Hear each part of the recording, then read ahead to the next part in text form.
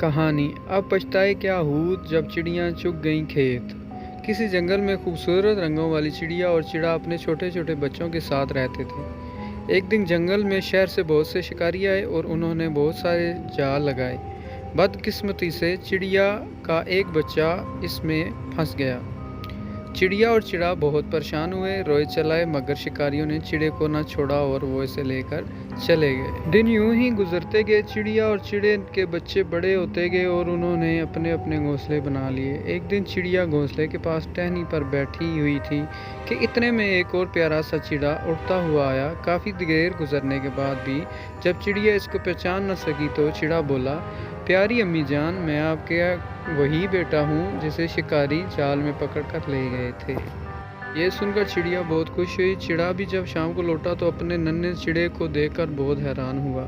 چڑیا اور چڑے نے اسے اپنے چھوٹے سے گھونسلے میں رہنے کی دعوت دی تاکہ وہ کچھ دن ان کے پاس آرام سے رہ لے اور پھر اپنے دوسرے بہن بھائیوں کی طرح گھونسلہ بنا لے۔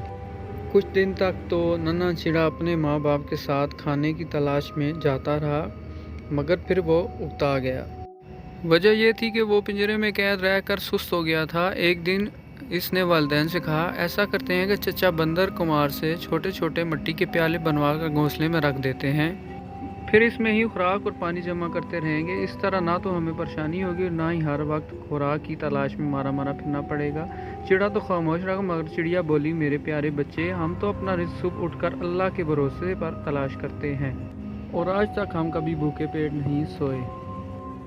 چڑا بولا، امی جان، دنیا نے بڑی ترقی کر لی ہے، یہ تو پرانی باتیں ہیں کہ میں تو چاہتا تھا کہ اس طرح آسانی ہو جائے گی۔ جب تک میں آپ کے ساتھ ہوں آپ کو زیادہ کام کرنا نہ پڑے گا، میں ہی خوراک تلاش کر کے جمع کرتا ہوں۔ آخر کار چڑیا اور چڑا راضی ہو گئے اور بندر کمار سے 2 چھوٹے چھوٹے پیالے بنوا کر گھونسلے میں رکھ لیے۔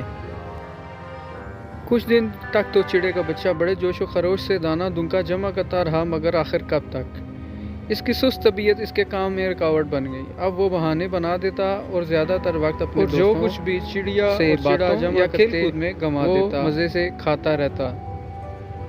چڑیا اور چڑا اس وقت کو کوسنے لگے جب انہوں نے اس کی بات مانی تھی، اور وہ ایک گرم ترین دوپہر تھی جب جنگل کے جانور اپنی اپنی جگہوں پر دبکے ہوئے تھے۔ چڑیا اور چڑا خوراک کی تلاش میں نکلے ہوئے تھے، جبکہ ننھا چڑا کھا کر مزے سے ایک ٹہنی پر بیٹھا ہوا تھا۔ اچانک ایک بھوکا عقاب اڑتا ہوا آیا۔ اس نے اتنا موٹا تازہ چڑا دیکھا تو ایک ہی چست میں اسے پکڑ لیا۔